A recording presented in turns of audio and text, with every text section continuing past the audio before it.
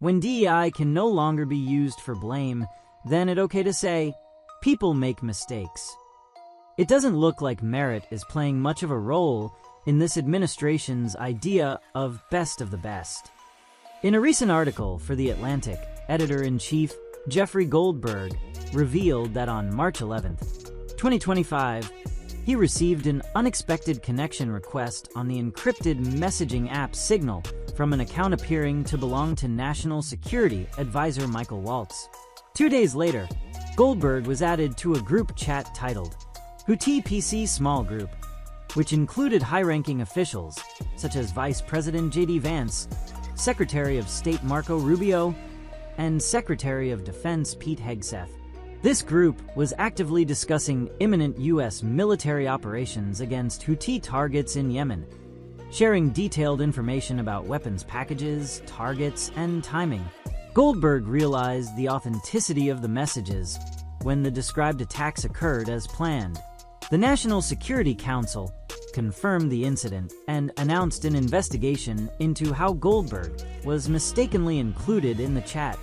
For months, Hegseth and other critics of DEI, diversity, equity, and inclusion, have claimed that prioritizing diversity over so-called merit leads to incompetence, inefficiency, and costly mistakes.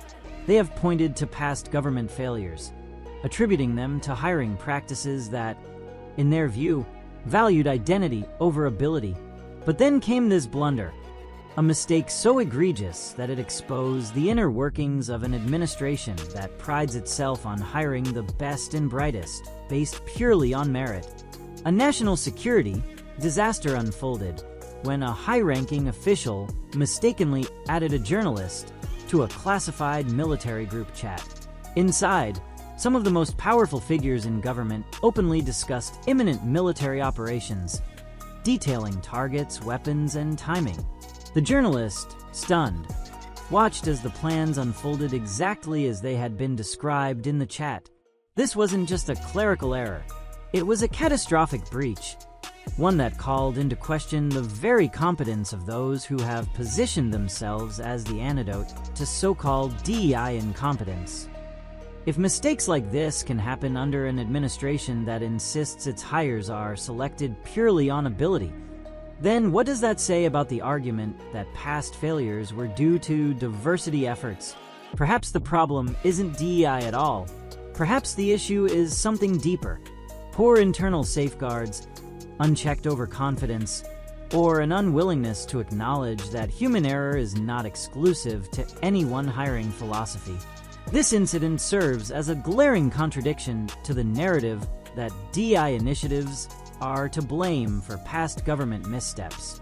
It forces a reckoning with a simple truth: incompetence is not a function of diversity, nor is excellence guaranteed by the absence of it. DEI can no longer be used for blame. It is clear now who is unqualified in the room,